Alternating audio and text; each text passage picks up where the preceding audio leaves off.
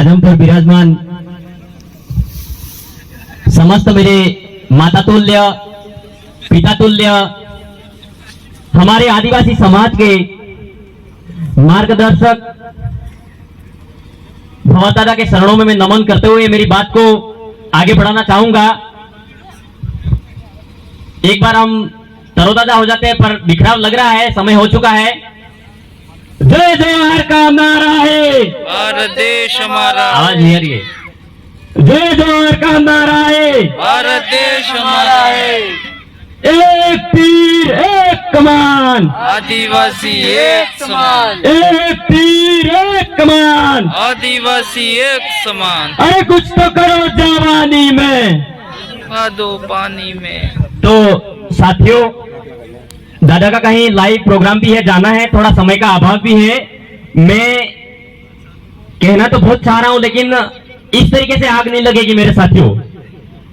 तो मैं आज ये आदिवासी परिवार का एक दिवसीय संवैधानिक सांस्कृतिक जो हमारा आदिवासी चिंतन शिविर हो रहा है, तो मैं हमारे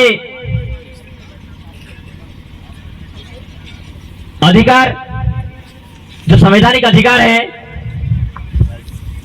साथ है, तो मैं आपसे सवाल करना चाहता हूं, जो पढ़े लिखे हैं मेरे साथी, उनसे भी समता का अधिकार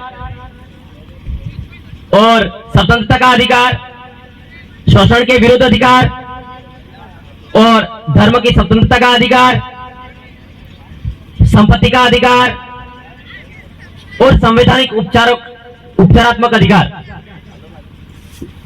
तो साथ है। लेकिन एक संपत्ति का अधिकार 1978 संविधान संशोधन 44 में हटा दिया गया है, मूलतः 6 है।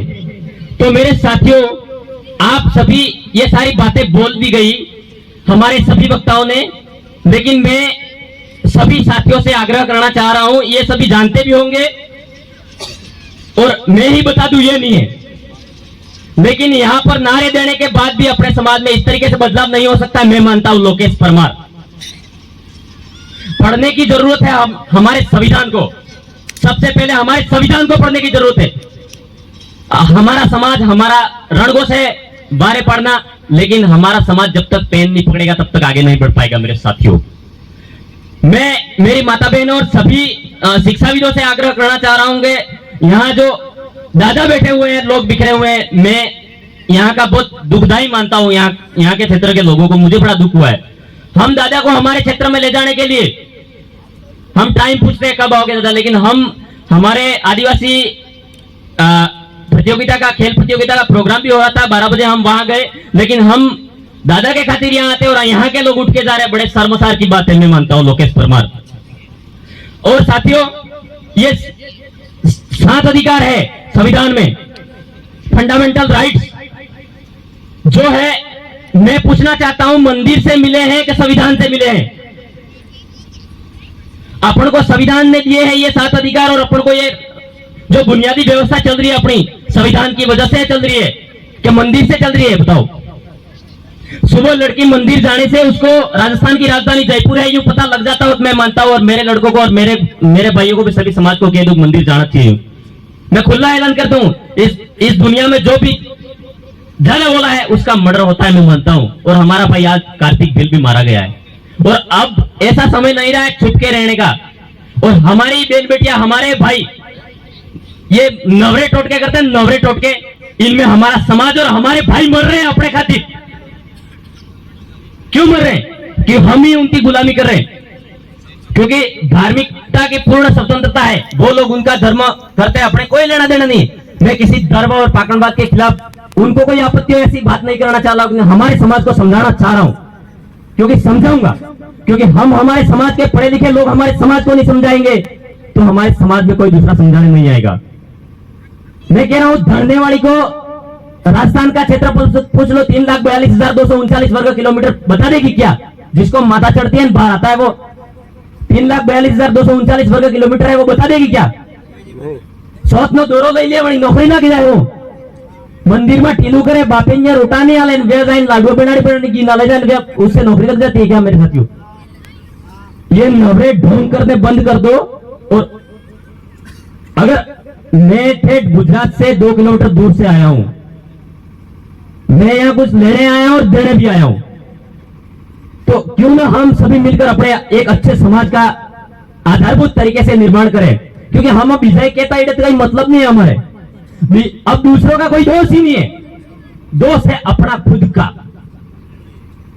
अरे अपन आते तो अपने गांव में अपनी दुकान कितनी है ये पता कर लो पहले, सबसे पहले अपने गांव में अपने कास्ट वालों की दुकान कितनी है ये पता कर लो पहले। अपने मंथली जाते हैं, अपन कहीं गुजरात से आते हैं, पूरा पैसा मतलब लगभग अपने 100-200 जने व्यक्ति आते हैं गुजरात से, तो एक मतलब कितना पैसा किसी दूसरी दुकान वाले को देते हैं। कि दूसरी दुकान वाले का दोस्त थोड़ी है, मैं दोस्त नहीं निकालूंगा, क्यों नहीं निकालूंगा, उसका धंधा है करेगा क्योंकि उसको अधिकार है। लेकिन अपन में अक्ल नहीं है साथियों। मैं कह रहा हूं पाखंडवाद के खिलाफ वो उनके कर रहे करने दो, लेकिन अपन को नहीं करना है। क्योंकि मैं मेरे समाज को कुछ हद तक समझा सकता हूं और चिल्ला कर कह सकता हूं कि ये नहीं करना है, कहूंगा। और दादा ने एक बार कहा था वो डूंगरपुर में पूरी कर्फ्यू हो गया था, और अगर दादा के लिए इस तरीके से आवाज उठती है तो हम जान देने के लिए भी तैयार है। मैं लोकेश परमार और हमारा केरवड़ा तहसील के और नयागा ब्लॉक के सभी साथी, ये हद तक कह सकता हूं मैं। क्योंकि इस तरीके का बंदा यहाँ हमारे आधारशिला और मार्गदर्शक इस आदिवासी परिवार में न तो पैदा हुआ है और न ही होगा। साथियों ज्यादा मैं कुछ नहीं कहूंगा। अपनी जो मेन आधारभूत इकाई मजबूत होगी तो पढ़ाई से ही होगी। किससे होगी? पढ़ाई से होगी, शिक्षा से। अपने यहाँ चिल्लाएंगे और लिखने वाले दूसरे अधिकारी बैठेंगे, आगे बैठेंगे कि नहीं बैठेंगे? दूसरे अधिकारी वहां बैठेंगे कि नहीं बैठेंगे? हम यहाँ ढोल बजा के नाचेंगे तो भी हमारी कोई नहीं चुनेगा, क्योंकि कलम चलाने वाला कोई और बैठा हुआ है। क्योंकि और बैठेगा ना, वो पढ़ेगा तो वो बैठेगा। अपन तो मंदिर जा रहे हैं, विद्यालय जा नहीं रहे। सुबह उठ के अच्छे शिक्षक के पास में अपने बच्चों को ट्यूशन करवाने भेजना चाहिए, मेरा मानना जहां तक है। सुबह में उठ के अपने बच्चियों को, अपने गांव में कोई शिक्षक हो, मैथमेटिकल्स का शिक्षक हो, अंग्रेजी का जो भी अच्छा शिक्षक हो, केमिस्ट्री, बायोलॉजी, फिजिक्स जो भी हो, तो उस शिक्षक के पास में अपने बच्चों को ट्यूशन करवाने भेजना चाहिए, न कि मंदिर भेजना चाहिए। धन्यवाद।